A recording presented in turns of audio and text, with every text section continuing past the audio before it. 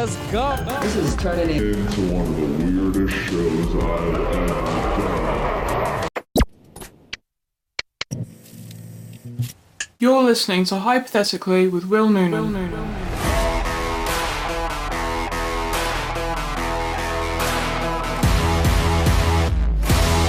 morning, good afternoon, good evening, whatever time it is where you are. Thank you for listening to Hypothetically with Will Noonan. That's me. What's up, everybody? Coming back after a long fucking break. Maybe the longest break I've ever taken since I started this fucking podcast.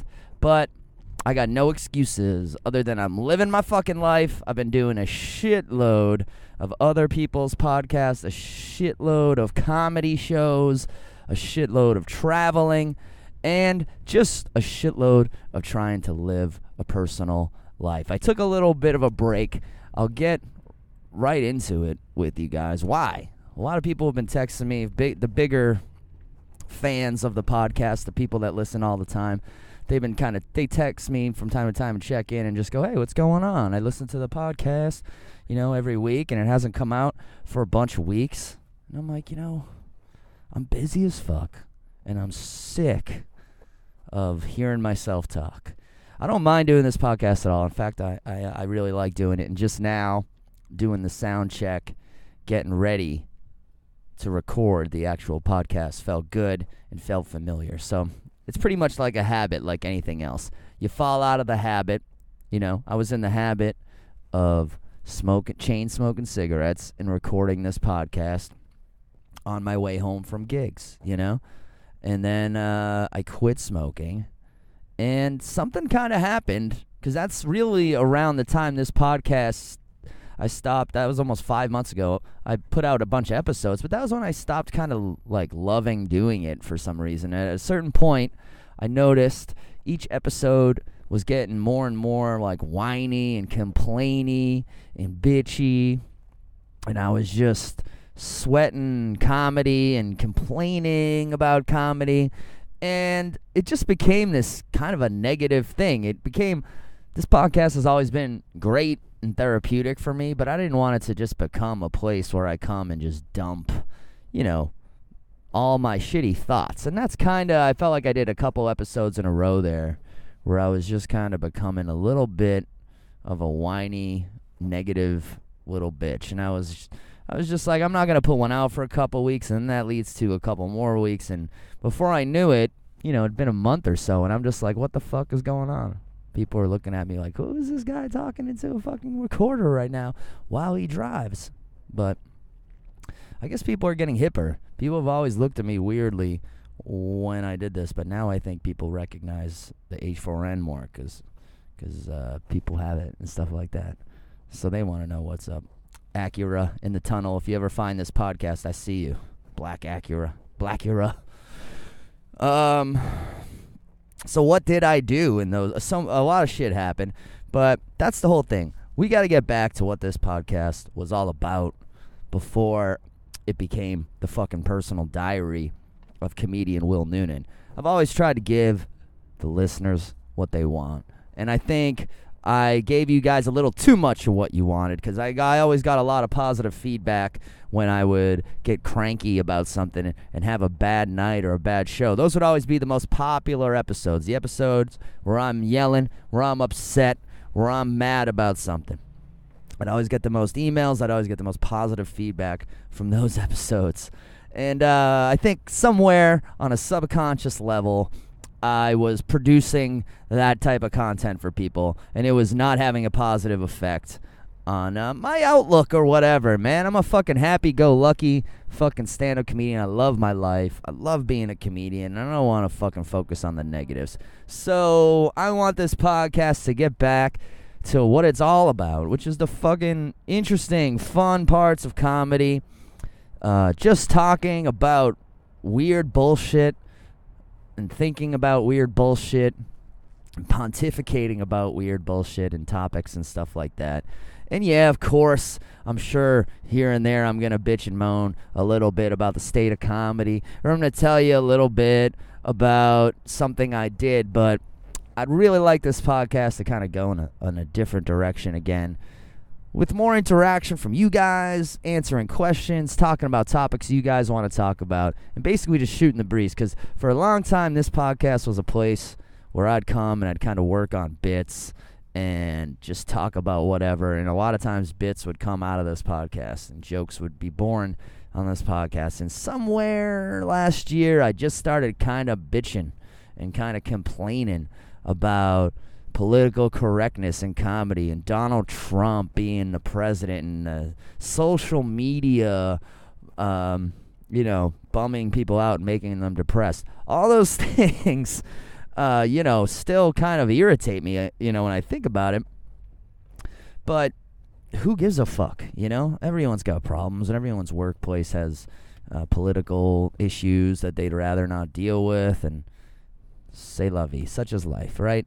But the whole Trump thing is like, I'm not even a political guy, and yeah, he's not my favorite president. I will admit that too. I know a lot of my listeners love Donald Trump, and I don't give a fuck if you love Donald Trump or if you don't. Do you. But I've never really been a political person. But I will say that Donald Trump and this presidency has affected everyone's life, I think, in a deep way. It's affected my life in a really big way as far as, being a comedian and the day-to-day kind of like, what is this guy trying? Sorry, there's a fucking guy in a huge truck trying to pull some shady maneuvers up here. Trump affects everybody. He's affected the whole country because everything is now kind of run through this Trump filter of like, do I like this? And what is Trump going to say about it? I mean, almost anything on earth. A guy can look in his backyard and be like, I don't like the way that tree blocks out the sun. And someone would be like, what are you, Donald Trump in this situation? So it's just kind of a thing. It's been a year now, over a year since he's been the president. I'm over it. I'm used to it. I'm just kind of living my life. But that's the kind of thing I'm talking about. Let's fucking forget about that shit. This is a happy place. Come here and let's just fuck around.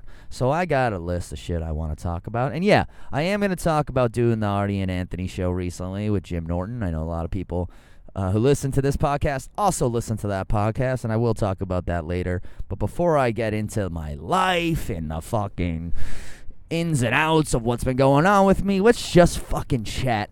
Shall we? Because I've been dating, guys. That's the main thing. I've been trying to get out there and find a Mrs. Hypothetically. Someone who can fucking keep this runaway train not even on track. Just clean, stock it with ice. I don't know. Whatever. It's a runaway train. It's a weird way to describe myself, but fuck it, I don't know. I just decided somewhere in this cold, lonely, dark New England winter that I was like, you know what, Will Noonan, you've been fucking single for too long, or fucking around in bullshit relationships, casual, friends with benefits, whatevers. It's time to go back to girlfriend land. Maybe one day visit wife-vania in Eastern Europe. Who knows? But I was like, fucking hey, man. I'm kind of like, when you're a comedian, sometimes you're like, I'm not writing any new bits. What am I doing? And then I looked at my life, and I'm like, all I do is do stand-up comedy, run, smoke weed, sleep, and occasionally socialize with usually other comedians. So I was like, it's time to branch out, dude. You've been getting a little bit fucking back yourself into a corner. So re-downloaded Tinder and decided to just hit that with all the fucking gusto and vigor that I've dedicated to stand-up comedy in this podcast. So that's what I did a lot of that. I went on a lot of dates, mostly bad, but I had a few good ones too. I had some good times. Had some some sexual intercourse. That's always nice, isn't it? A little sexual intercourse to remind you why you're alive. What's the longest? I would love, this is a first, I'm going to be putting out a lot of things to you guys. I need feedback. We need fucking feedback on this podcast. We need shit to set us off. Shit we can talk about. Shit. Shickety shit. So, I want to know, what's the longest period of time you've ever gone without having sex? Hit me up. willnoonanComedy@gmail.com. willnoonan.com. You can email me anonymously from there. This is kind of a personal question. Also, Twitter, Will Noonan. Instagram, Will Noonan, the comedian. I would love to hear from you guys regarding all this shit. A lot of the listeners to this podcast are young, which means if you're kind of young in your 20s, you're probably having a fair amount of sex all the time. But if you're even younger, like some of the listeners are 16, 17-year-old dudes, they're probably having a lot less sex than they'd like to be having. I'm sure they'd like to be having a lot more.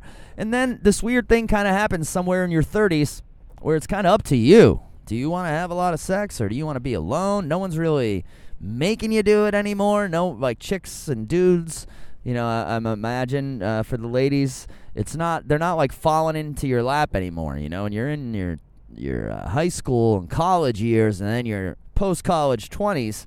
It's like you're just meeting people, single people are running into each other everywhere you fucking go, people pairing off, and whatever happens, right? But you reach this certain point in your 30s, now it's kind of like a lot of people are already married. A lot of people are married, divorced. A lot of people are out there looking for things. They got an agenda now. You know, they used to be out there just sucking dicks and getting their pussies fucked. But now they're older and they don't want to waste time and they don't want to whatever. And I'm like, I'm a dude who's pretty open to anything. I'm open to being married one day, having kids. I'm open to not. I'm open to being alone for the rest of I just want to see what happens, but I also don't want to miss out on anything or miss anything or just basically I think I know I could be a complete loner if I really wanted to be. I have the fucking hold on a sec, sorry, I'm fucking dropping my cell phone right now, by the way, could not be more broken looking. Like the glass is straight up just shattered. I actually cut my thumb using my own cell phone recently. That's how fucked up it is. And it just fell for the 60,000th time. Anyway, what was I fucking talking about? Damn it! Fuck. Sexual stuff. Dating. I know in your 30s, chicks want a lot more. Oh, yeah. I'm a dude. I can end up any way I want, really. Or, I mean, I'm cool with however things go. But I don't want to really be... I think a life well lived, you know? I don't want to be 80 years old and be like, man, I really mastered the game of FIFA on PlayStation. You know, I'll be telling my nurse as she tries to ignore me, as she's changing my fucking IV, which is just filled with water because they don't want to waste any real medicine on a man who's about to die. And the nurse is just trying to get in and out because this lonely old man won't stop talking to her. And I'm like, you know, I was the best. I was one of the best at FIFA. I'd smoke a bong hit between every game, and I'd almost never lose. I mostly played the computer. I'd occasionally play against real people, but I preferred the computer because they play the game right. She'd be like, that's great, Mr. Noonan. Did you ever think about getting married and having kids? Yeah, I thought about it. But you know what? It's hard. A lot of these chicks out there, they want you to have health insurance. And as you know, I never much cared for that. Okay, Mr. Noonan, I'm going to go now. And you won't make it till 5. Good night. So I'd like to have a little bit more to say when I'm an old man dying in a publicly run hospital. I'd rather tell the nurse, yeah, I should have my wife and 14 kids here, but they're all in space right now, helping with the space tragedy we all know about, right? I mean, it's all hands on deck for that. I'm too old, but all my kids are up there in space helping with that space tragedy. I have 17 kids. One wife. We were married for 17 years. We got married late in life. Met on Tinder. That's great, Mr. Noonan. I see all their emails coming in. It must be nice to have all that support. Yes, I told them. They want to be here. I said, go space. Yeah. Why do you talk like that, Mr. Noonan? You were a normal talking stand-up comedian your entire life. It's because I just like it. I just like doing it. And I figure if I'm going to die, I should die happy. Doing a voice like that. That's self-improv. Devolved into nothing, but good times nonetheless. But yeah, so I think about that stuff, and dating has become this whole crazy thing now where there's a lot more at stake, it seems like. But that's the funny thing about me, guys. That's the funny thing about me. I date all ages. I date 20, which is even a year younger than 21. I'll go from 20 up to 40. I've dipped above 40 to 41. I've dipped below 20 to 19. Didn't like those areas. Didn't like those parts of the pool. So I was like, you know what? 20 to 40 is where it's at. Some would say, Will, why not just round up to 21 so you can date someone that you can hang out with anywhere, including 21 plus places. But to those people, I say nay. I will keep it at 20 because I don't know. I've met some cool 20-year-old chicks. But that's the funny thing. So I'm going on different dates with all different ages. I leave the Tinder age fucking thing wide open. I'm dating all different ages, and huge differences from date to date. You're going out with a girl in her 20s, she could give a fuck about anything, really. Anything you do. This one chick I was on a date with, she said, who are your favorite comedians? I said, Dave Chappelle, living, Richard Pryor, dead. And you know what she said? She said, I've never heard of either of those people, but you're a comedian, so I trust you. You're probably right. They're probably great. And I was like, okay, what a weird answer. And you don't know who Dave Chappelle is? Like, I was just surprised. And so that's one of those weird things that's going to happen when you date someone younger. But at the same time, the time you spend together is kind of low-key and fun because for a little bit, you're in their world, which has like 15 more years of time until anyone gives a fuck about what you do. So that's always a nice place to visit. But of course, you want to date older chicks too, because when you date younger chicks, you get younger chicks' problems. They freak out over like weird random things. They want you just have like these problems you haven't had since you were in your 20s. You're like, what? You need to move? Your friend's moving and you need to be there? Like, tell your friend to fucking hire movers or something. What you need? It's all this like weird shit you haven't done in a decade. And of course, an older chick, you have more to talk about. You have had more of the same experiences, but I've also kind of seen no correlation at all. Like, I've also seen like across the board, some chicks are just more normal than others. Some are less normal. Some are like fun to be around and smart, and some are like fun to be around and stupid, and some are. It's like the whole spectrum. It's just, I don't think age really has that much to do with anything. And I don't know how much even being a male or a female has to do with anything. Like, we're all like crazy wild animals banging around this world. So, a lot of interesting dates. Continuing that, I've just opened myself up more in that way. For like a year probably, I went into this whole like kind of, a lot of people nowadays describe any period of like not going on vacation and putting it on Instagram as a depression. I would not describe it as that. I wouldn't say I've been depressed in over a year, but I would say that I made sort of a conscious choice where I was like, I'm not finding a ton of happiness in dating right now, so I'm just gonna focus on work and running, sadly, and then whatever happens, happens. You know, if I meet someone cool, we'll go out. But that was where I was basically at for like a year. You know, there's also like a more personal side to the story that I don't want to tell you guys about. But, you know, it's kind of off and on with this chick and sort of keeping that always open in a weird way, right? So I kind of just decided, fucking, it's time to get back to, you know, springtime's like coming out, and all this fucking running has me like in good shape, and it makes being in good shape kind of makes you want to fuck. So I'm like, all right, let's re-download Tinder, get back out there, and very quickly back in the game. You know, doesn't take long. You just have to basically go out and spend a ton of money on dinners, and then you're back in the game. And the whole spectrum already, it's just been probably a month or two, and the whole spectrum, you know, dated some real classy, cool chicks, and I've dated some nut jobs, and I've dated, like, the whole, oh, goddamn this fucking phone. Goddamn your phone! Hold on a second.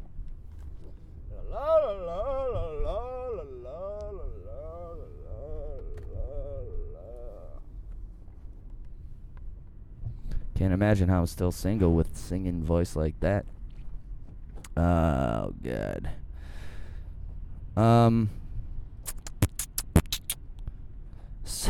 So this is what this whole fucking 20-minute ramble is a lead up to this point, which is dirty talk, talking dirty in the bedroom. It's like, you know, we've all, comedians have jokes about this all the time, because, and that's what I started to think about while I was actually in the act of sexual intercourse. Here's a little insight into my brain. I don't know if this is my brain or all male brains. I've kind of always thought it was all male brains, but the older I get, the more I think it might just be me. But when I'm banging, when I'm fucking, when I'm knocking boots, knocking kaboots, I always, I get very zen, and my thoughts become very clear, and I can kind of connect dots, and I've often completed jokes while doing it, and had like big epiphanies and shit.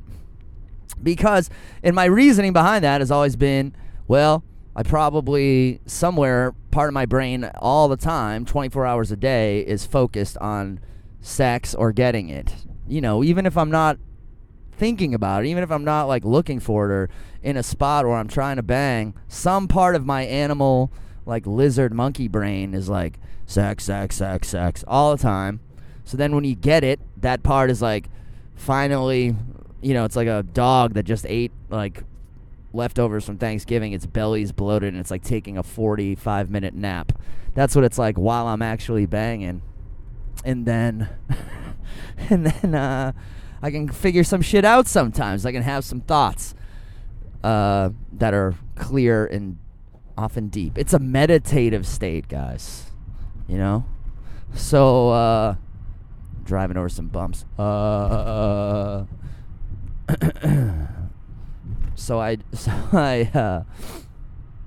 I'm doing it, and I'm trying my best to make like the right sounds and say sexy things, and it always has come, pardon the term, it's always been difficult for me to really be a great dirty talker, and I've heard the premise from many stand-up comedians over the years. You know, I'm not a good dirty talker. My girlfriend wants to do dirty talk. I don't know, guys. What's this dirty talk? You guys doing it? I don't have the skill. A girl wants me to talk dirty to her. It's like common premise. And then so I'm like, I'm thrusting in and out, you know, and I'm gripping skin, and the thought pops into my mind like, you're not saying enough. You should say something. Make some grunts. But I have this weird thing where I'm like, as Will, the guy is always joking around, usually when I meet these women, that's the thing they like about me, is my sense of humor. I go out, I make them laugh, we go on dates, I'm cracking them up the whole time. It's fun. There's nothing more fun than making a chick laugh, right? And now it's like, all right, let me turn that all off. Let me turn that guy off, and now all of a sudden, I'm a guy who's gonna be like, have this wild sexual side. I'm gonna talk about things like cocks and pussies. And I'm not gonna be joking. I'm gonna be dead serious. It just seems really weird. I mean, to the point where even when I'm with a woman who's a very big dirty talker, usually takes me a few times, a few tries to kind of get my head around it, because it just sounds funny to me. It's just funny, people being funny. I'm too much of a goofball to really get into some great dirty talk. Although I have, not to lie, I've dated some good dirty talkers who could turn it on and off as far as the sense of humor. But for me, it always ends up kind of sounding like a fucking. It sounds like Tom Hanks's character in Toy Story, Woody, like just wow, look at your. I'm grabbing your thigh, pulling it in, feels good, pulling you towards me. I just don't know what to say. It always ends up. You end up saying stuff a lot of times that like you just heard in movies, but then you got to remember if the person you heard say it in a movie, were they like a good character or a bad character, Because I've accidentally been like, yeah, you like that? And I think I'm being like good. Like, yeah, you like that? It's good, right? You like it? But I was probably just like mimicking got like a fucking rapist I'd heard him. You like that? Yeah. Girl hated it. That's the other thing with dirty talk, It's a fucking minefield. You say the wrong thing, cross the line from fun to sexy to creepy real quick. So it's not easy, the dirty talk. So I like to keep it. I'm like on both sides. On the male side, I like a little bit on my end, I just like like some sounds of pleasure. You gotta sound like a moose or a deer, buck, kind of in heat. Those kind of sounds want to come out of you a little bit. And when chicks, the standard. Yeah. Oh yeah. I actually think it's more on women in my mind. It's on you guys to set the table, to like set the bar for what we're gonna do vocally in there. Personally, I'm a fan of putting on some loud music, turning off the lights so you can hear almost nothing, see almost nothing, and having some fucking, shameful Irish sex with each other in the dark. That's what I like. Just a little bit of light, enough that like your eyes can adjust after a few minutes.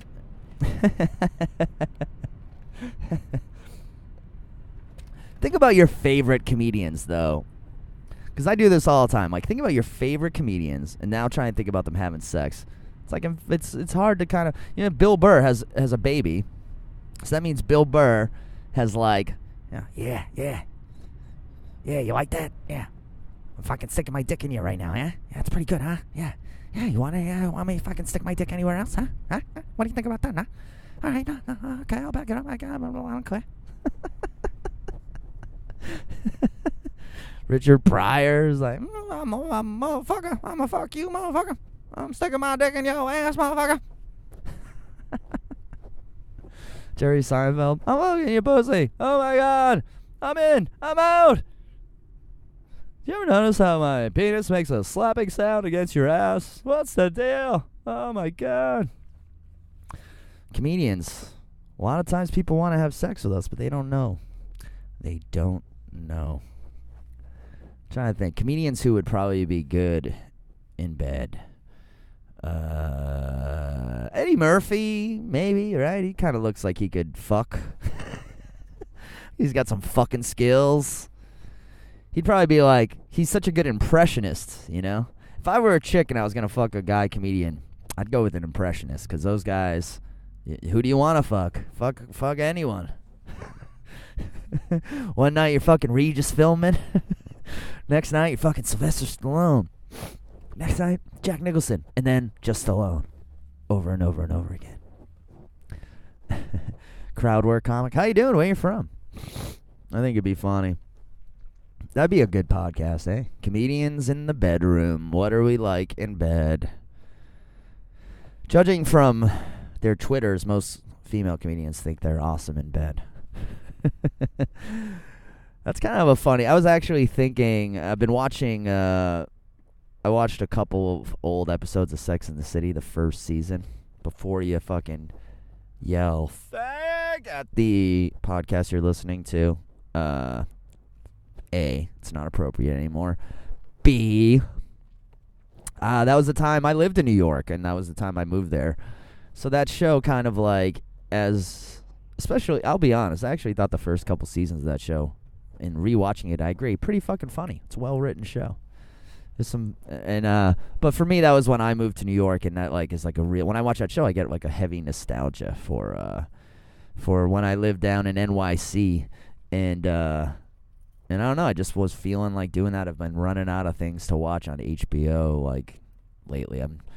Do you ever do that thing where you pay for something and you just feel like you gotta get like your money's worth out of it? Like these subscription things. I pay for Netflix and all these different things, and they're all like $10, which kind of makes you feel like, they do add up, and you almost don't want to add them all up sometimes because the number's just too scary.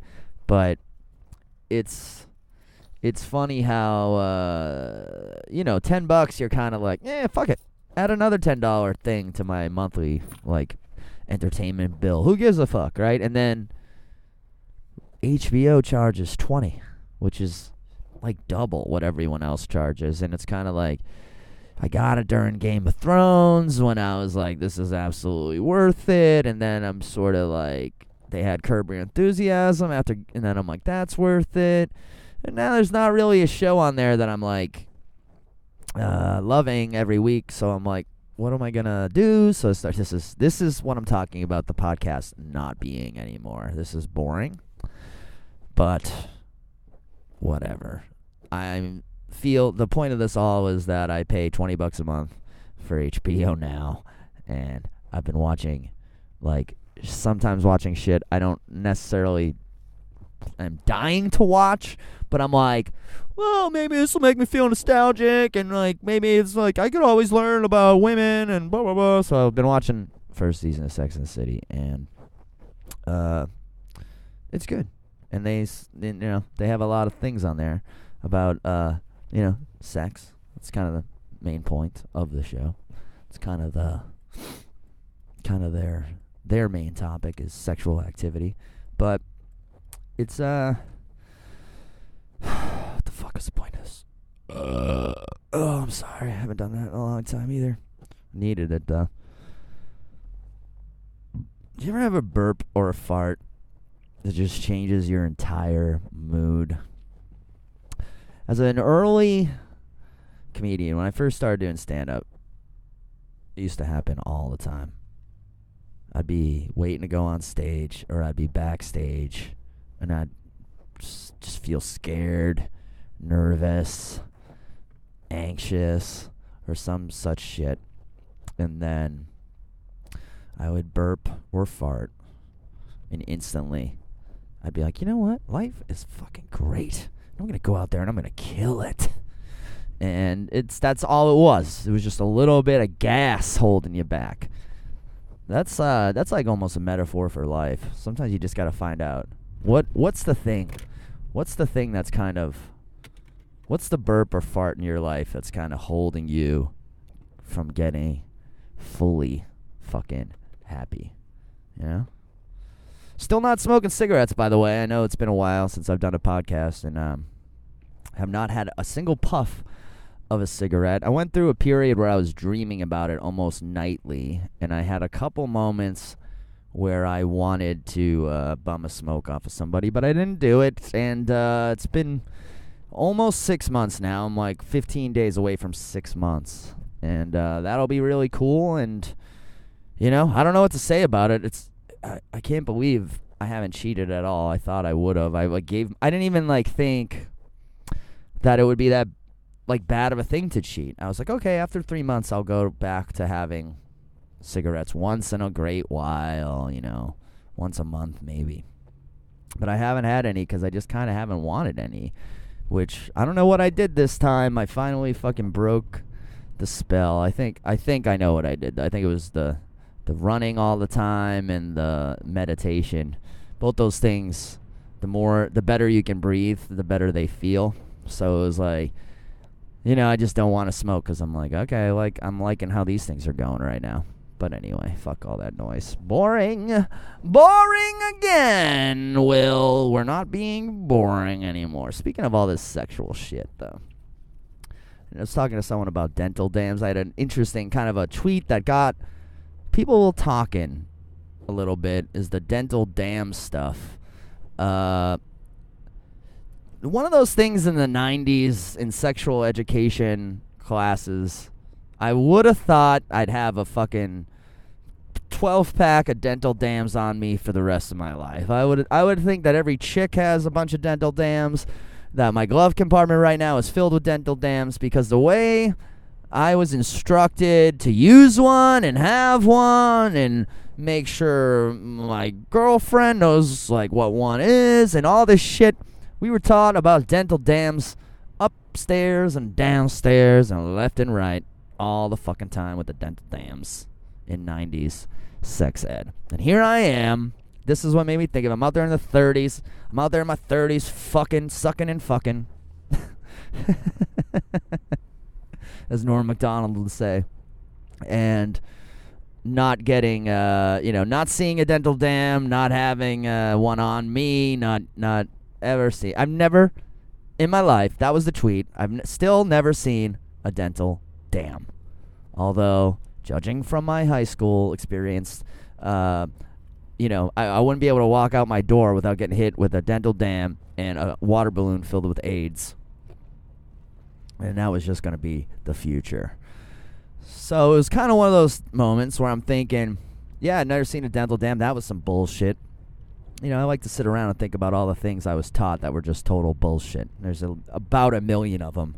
I'd say there's about 5 real things in school that I needed, and the rest was like a motherfucking waste of everyone's Xerox paper. Excuse me. Coming off a cold.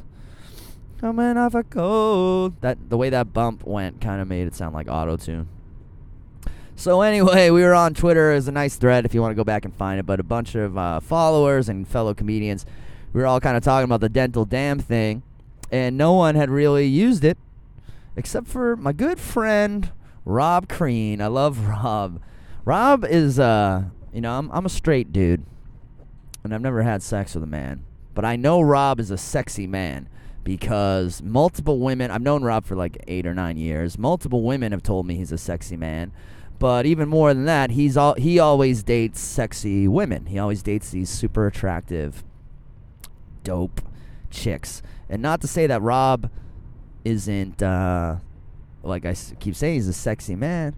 But like, not in the standard Brad Pitt way. He's a little on the shorter side.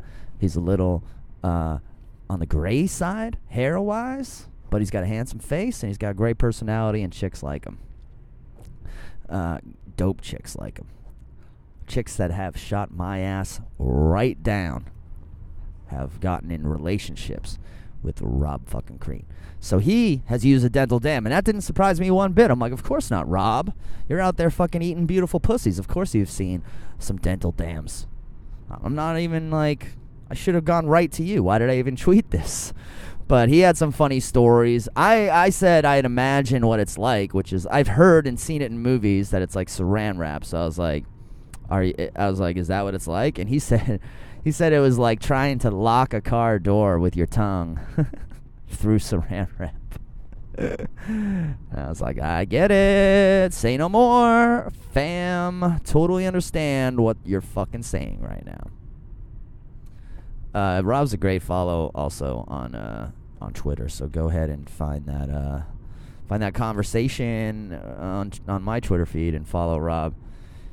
He's great. And another thing I kind of wanted to talk about with dating and all these dates I went on the past couple months, and I've gotten in trouble almost every single time I've talked about women that I'm currently dating on the podcast. I've done it a lot because, let's face it, it's usually one of the more interesting aspects of a person's life. It's where they're sticking their dick or where they're getting their pussy stuck. People want to know. We all want to know about each other's personal lives, right? And since I'm an entertainer, I try and provide that stuff, and it has bit me in the ass a few times because chicks listen to this podcast, especially when they're in my life. They want to find out. They listen to find out if they're on, and then they hear themselves on it, or they hear themselves vaguely being discussed on it, and then they get pissed off at me and text or call. And I always say the same thing, which is I'm sorry, but that's what the podcast is all about, and it's sort of like therapy for me. And no one really knows who I'm talking about, so what's the big deal? And they never give a shit about any of those things, and they get mad, and it's usually if I really like the girl, I'll never talk about her again. And if I don't, I'm like, well, sorry, and then I just talk about it forever. So the thing is, I dated a very nice girl. We went on like 3 dates, and I really, really did like her. And I don't have anything like, there's not some big thing coming here where I'm like, but she had huge hands, man, or like she had a mole that was hairy. There wasn't like this one thing that made me not want to keep seeing this chick. We just both kind of mutually, we were vibing real hard at the beginning of these 3 dates, and then by the end of 3 dates, it was kind of like we weren't vibing so hard anymore. And it was clear to everyone. And that's what dating, I think, really is just the trial and error. But she was a cool chick, but she was a big comedy fan, big stand-up comedy fan. And this is just something I've noticed a lot lately with the advent of podcasting and just the fact that comedy is now not just a form of entertainment that people go see, but it's a hobby for some people to follow comedy and to almost like a sport, follow what's going on in it, and also keep track of the podcast and the writing world. And people are just a lot more savvy than they used to be about comedy. They know how it's just like pro wrestling. Now everyone knows how everything works, and some people enjoy knowing that, and that makes it more interesting to them. And I think comedy is the same way. People like knowing the ins and outs from podcasts, and so there's this thing though sometimes, and I think every comedian knows what I'm talking about. There's a thing sometimes where non-comedians feel like they know how to act, or they think there's a certain way that comedians are, and they kind of try and act that way. I've seen it a lot with guys I've opened for, like famous guys, because their fans fuck. Because their fans will sometimes do this to them. Like imagine a guy like Joe Rogan, he's got this super popular podcast that people listen to. Hours upon hours upon hours of him talking.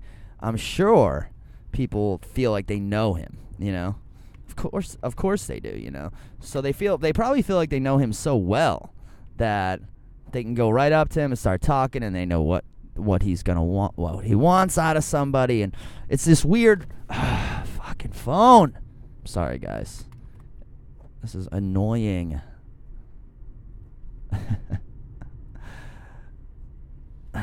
Hold on one sec.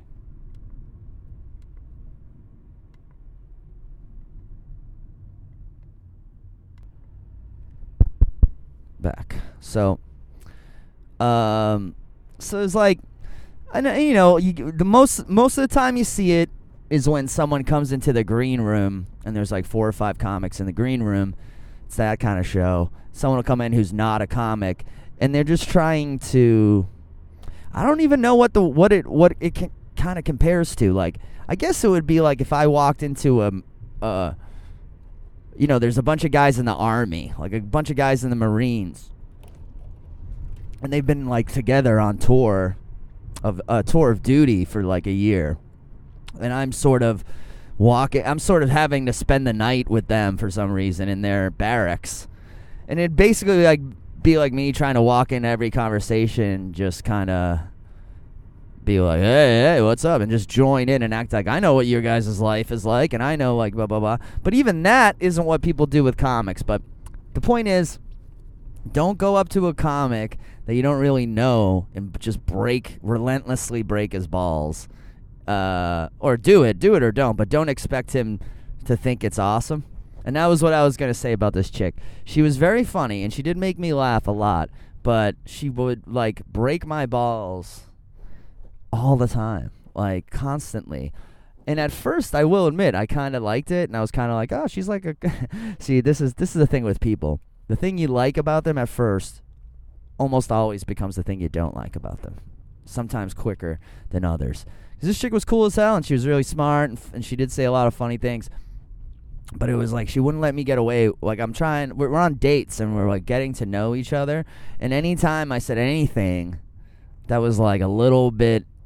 anything she could be, any window to be mocked, she was like breaking my balls like every 5 seconds. And like by the end of the 3 dates or whatever, I was kind of like, all right, you know, like I'm not really looking for this in my relationship. I enjoy the busting balls thing at work, and it's fun between a couple once in a while, but it just felt like a little bit much, and felt like she was trying a little too hard there towards the end to just like... It got to the point where I was like, I felt like when I'm doing radio, where I'm like second guessing every single thing I say because I want it to be funny or whatever. And I was like, this is no way to live. But she was cool though, and I'll probably stay friends with that chick. So I hope she doesn't hear this and think I'm talking shit. But it was just kind of weird. I think she got the hang of it. And to be honest, she did say like several times, like, is this bothering you? Does it bother you? But I didn't want to be like, yeah, it does. Or, well, it doesn't bother me, but I kind of wish it would we could talk about other things, or maybe it'd be sweet and nice. But I've noticed it. I saw Rich Voss. I've told the story a bajillion times, but I've seen it a lot around the Anthony Cumia show and Artie and Anthony show and that kind of stuff. Like, their fans are very fucking good fans, but sometimes they think they're bros with everybody, and I've seen guys walk into that studio and start fucking calling Anthony a pock-faced transgender faggot, like right to his face, and it's like, hi, nice to meet you, would you like to fucking shake my hand before you start? You know, it's just this thing, like, when you're listening to a bunch of comedians do that, there's a reason, and there's a brotherhood, and there's some earned respect, and there's friendship and love behind it most of the time, and that's kind of the whole thing. And I've noticed this thing where sometimes people think they can jump in on that. I'm just trying to give advice, like, you know, to be totally honest, I don't think it really drives anyone crazy in the comedy world. I don't think anyone's like, I wish this would stop. But I have just seen a lot of guys kind of make a fool out of themselves trying to sort of hang, or it's like, just hang, just be yourself. Like, comedians aren't that crazy to hang out with, and I like having non-comedians around. I think a lot of comedians do. But the problem is people get around a group of comedians and they try and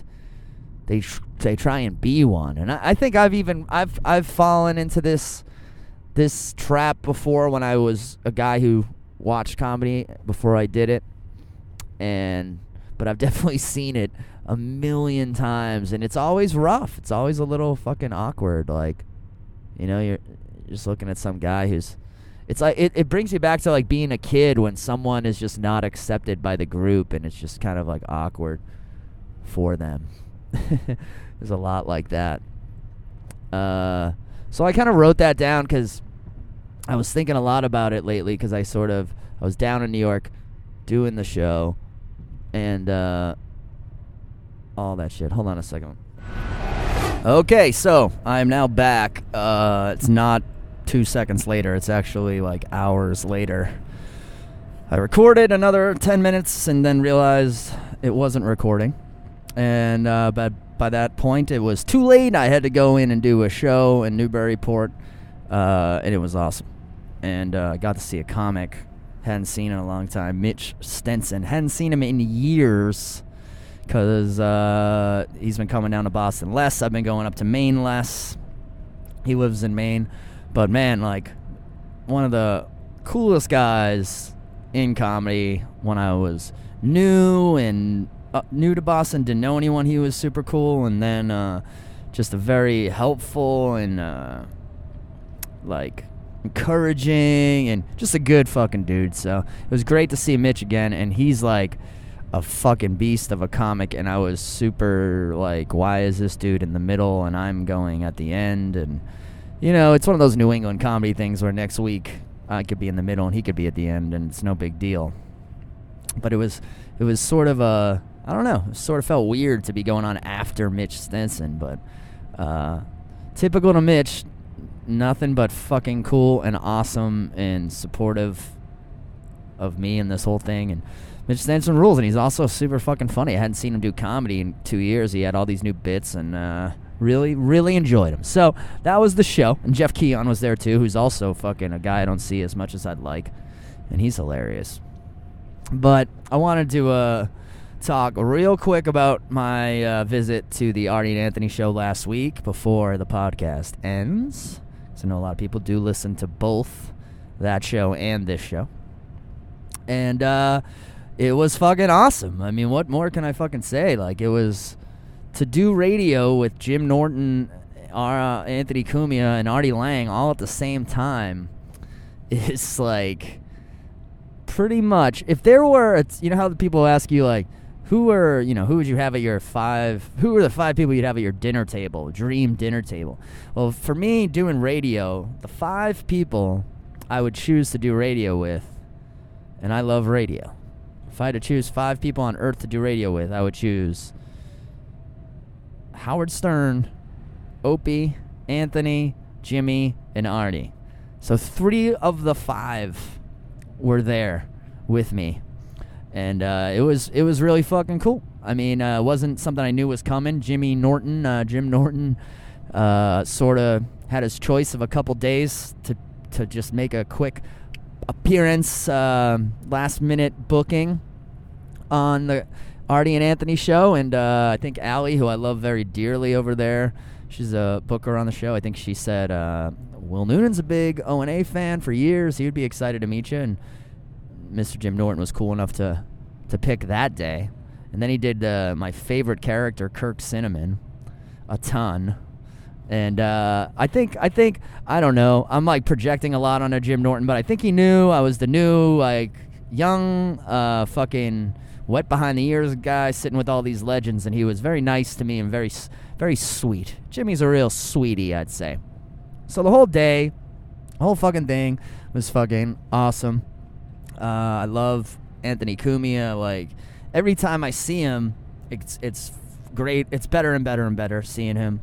And I feel like I know him a little bit more every time I see him. And I just love joking around with that guy. Just fucking, like, it's so funny. Even in, like, the fantasy moment of having Jim Norton and Artie Lang there, a couple times I still was like, I kind of wish it was just me and Anthony like it used to be. Because those were some really... Like, we were funnier, I felt like, a little bit sometimes when it was just the 2 of us. Or I was funnier. He's funnier no matter what. He's always funny. But him, Artie, and Jim Norton, I mean, 3 of the fucking best people to ever do radio, not to mention 3 of the fastest, quickest, funniest minds in comedy. Like, there were several times during the show where I opened my mouth to say something, and Anthony or Jimmy were already saying it. So it was really...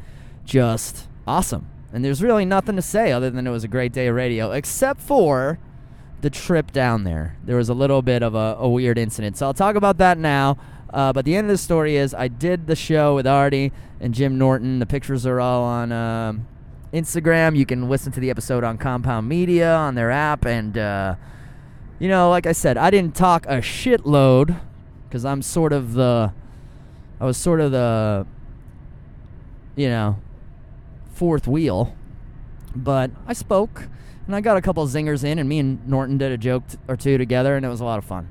But here's, like, I guess what you would call the story of the day or the incident of the day, which to me is even funnier. The whole thing was like, I can't believe this is my life. I must have made a correct move somewhere. I must have made a right move or a right turn somewhere to be on this show with these guys at this moment. Like, I had that thought a couple times, like, this is cool. These are the guys, these are exactly the comedians I want to be hanging with, and I'm hanging with them. So that was cool. Felt good.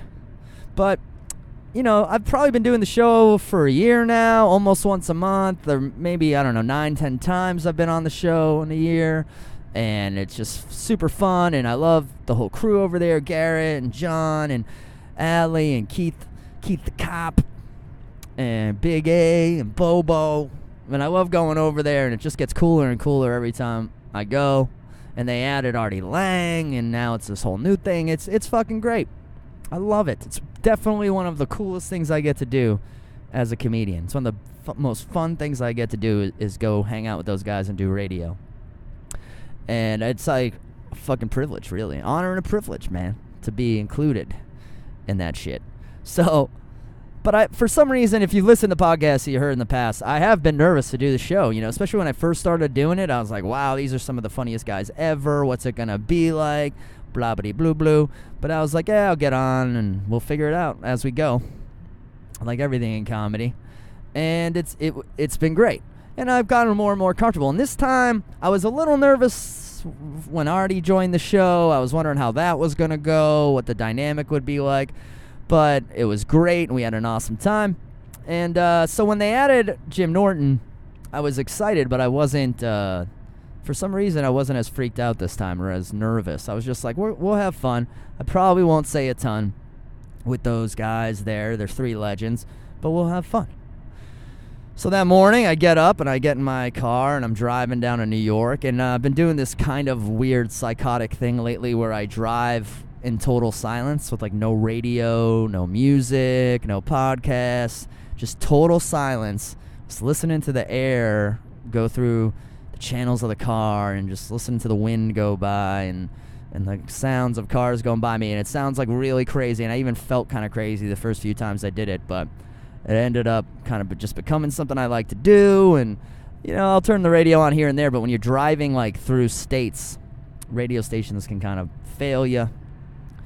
So, I don't know. I was doing this kind of psychotic thing where I was just driving for an hour and a half in total silence, just kind of thinking, meditating. And then I got to take a piss. So I stop at this rest stop. And as I'm at the urinal, I'm like, oh, let me take out my phone and just see. Maybe they posted that I'm going to be on the show. I'll retweet it. And they had posted that I was going to be on the show. And they also had posted that Jim Norton was going to be on the show.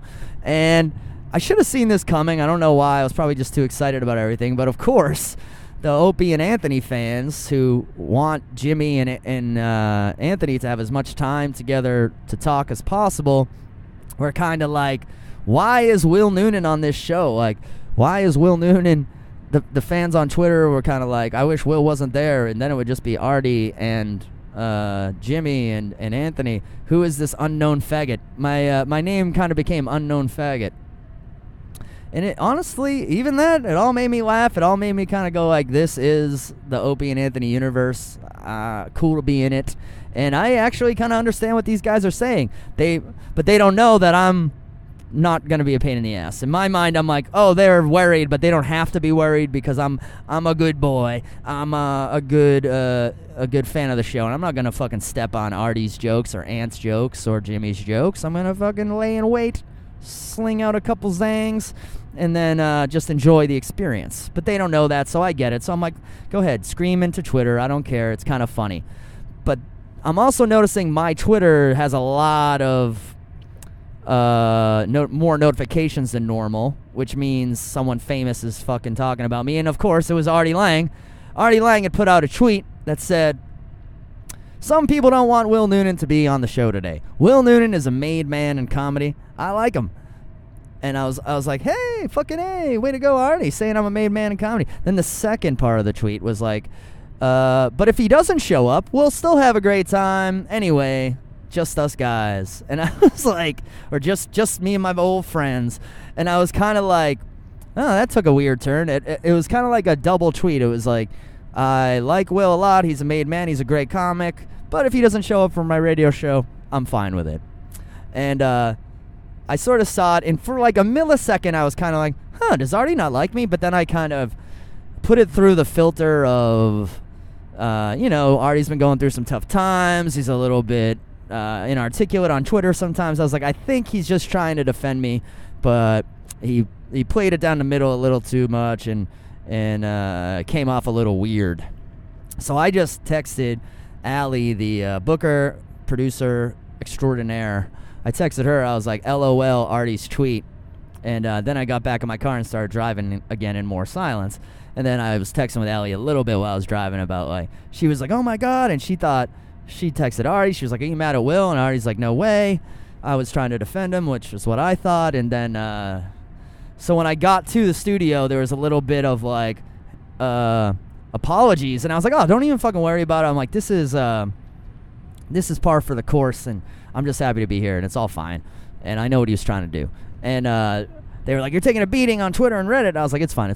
So then we go, and Artie shows up, and I could tell. I ran into him in the hallway when I was going to take a leak. And I was like, hey, Artie, how you doing, man? And I kind of really had to piss, so I was in kind of a hurry.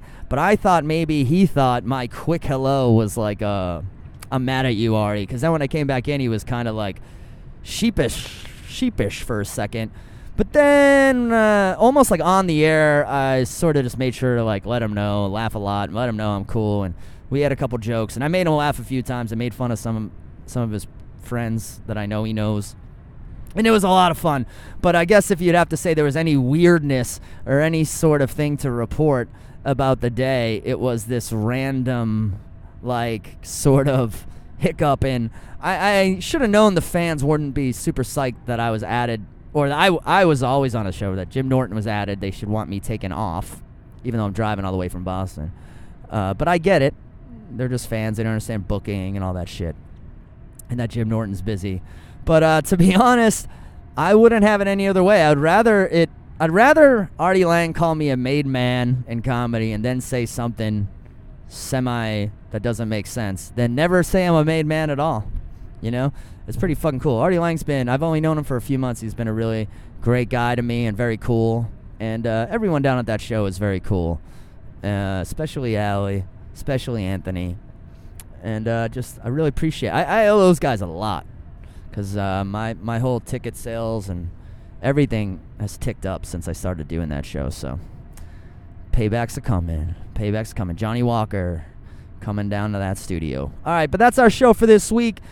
Hit me up. We need shit to talk about on this thing. I don't want to just talk about my life every week. It got boring for me, and I took a long break. We need topics. Send me things you're upset about. Send me things you want to hear me rant about. Send me whatever the fuck. WillNoonanComedy@gmail.com. You can go to my website, WillNoonan.com. Hit me up on Twitter, Instagram, all those fucking places.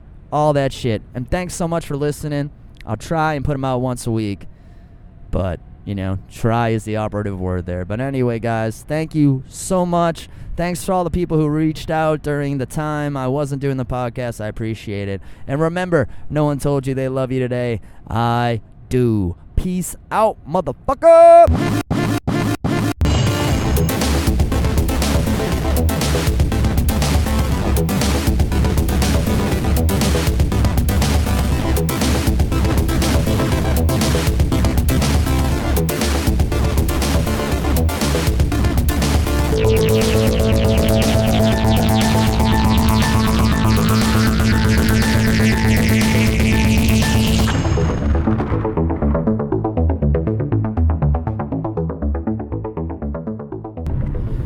Test. Pothole. Testing. Pothole.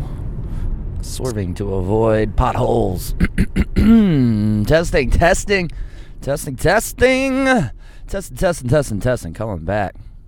Coming back after a long hiatus. Even I'm excited. What the fuck is going on with traffic right now? It's trying to steer me away from I-93 North. And some crazy shit. I'm hearing some sirens. Seems to be a massive backup in the city. But I'm getting right in the motherfucking mix. understand how that's any faster.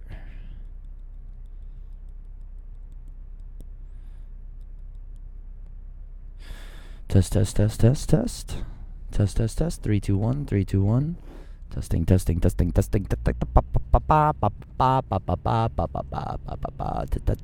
bong. Bing gang ding dong dong. Ticket test. Bing bang biggity boo.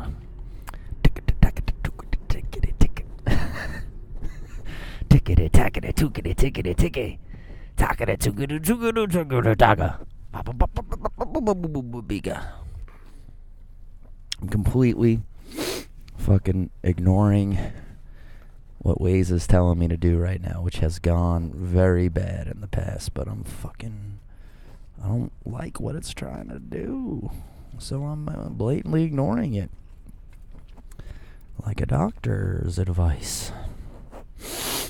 Oh.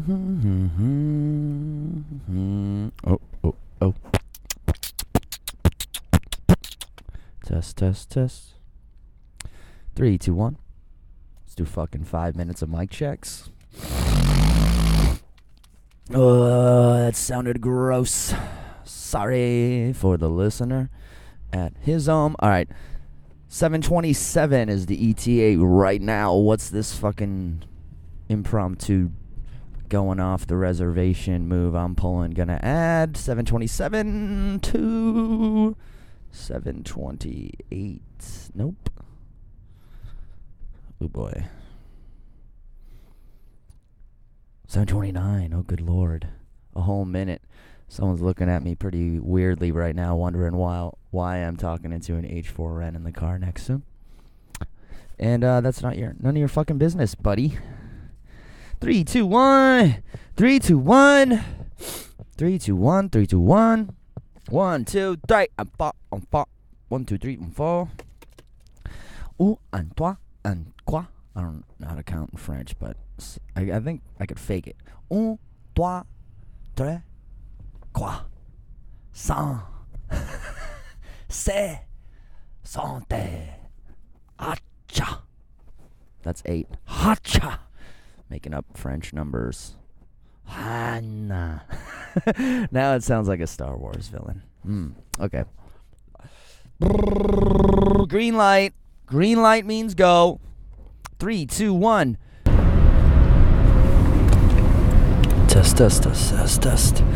Ticket. Bing, bing, boom.